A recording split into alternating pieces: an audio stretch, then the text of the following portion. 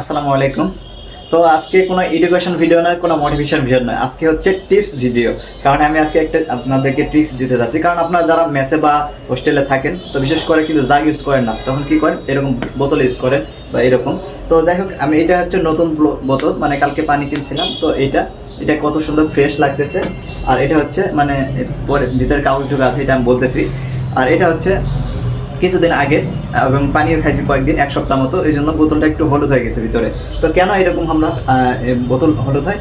আপনার হচ্ছে যখন আমরা বোতলের মধ্যে পানি 2-3 দিন ধরে রাখি, তখন দেখবেন যে আপনার পানির অক্সিজেন কমে যায়, এবং হচ্ছে পানির মধ্যে একটা দুর্গন্ধ বের হয়, বা পানিটা বাসি লাগে, তখন মানে বোতলটা হলুদ হয়, প্লাস পানিও গন্ধ করে।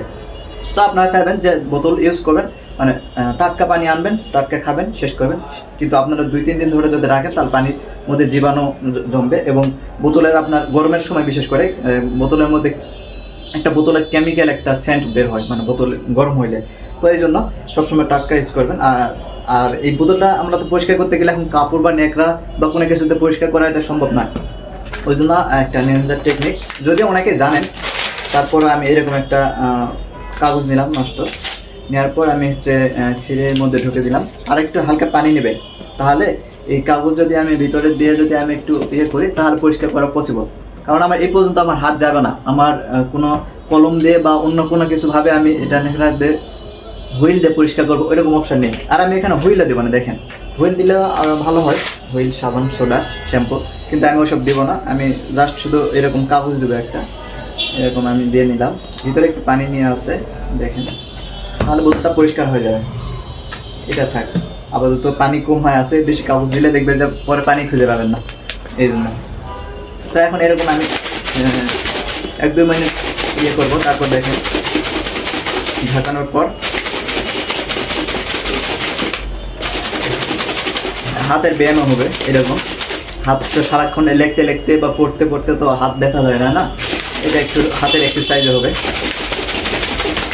আগে কেমন ছিল আর এখন দেখেন, মানে এই মাত্র 5 সেকেন্ডে তো আমি বোতল ঝাঁকানি দিইনি, তারপরে দেখেন কতটা পরিষ্কার। হ্যাঁ, এভাবেই পরিষ্কার, আপনি যেরকম পরিষ্কার করতে চান সেরকম। ঠিক আমাদের মেধাও এরকম, বুঝতে পারছেন? মানে পড়াশোনা যদি না করেন বা না করেন, তাহলে মাছেরা ধরে যায়। আর যখন দেখবেন একটু চর্চা করবেন, তাহলে অটোমেটিক এরকম ক্লিয়ার হবে, ব্রেন ওয়াশ হয়ে যাবে, ঠিক এরকম।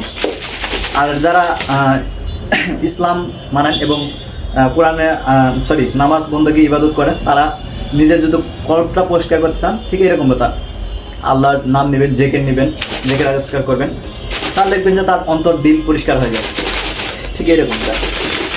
তো এখন দেখেন, এরকম আমি 1 মিনিট করবো, করার পর আমি এটা বোতলটা পরিষ্কার করে আনবো, তখন দেখবেন যে একবারে এইটা আর এইটার মধ্যে কোনো পার্থক্য থাকবে না। এটা হচ্ছে বরং এখন এটা পরিষ্কার মনে হচ্ছে, যদি এই কাগজ আছে এই জন্য। তো যাই হোক, আমি আজকে ভিডিওটি এই পর্যন্তই রাখলাম। যদি ভিডিওটি ভালো লাগে তাহলে অবশ্যই একটা শেয়ার করবেন।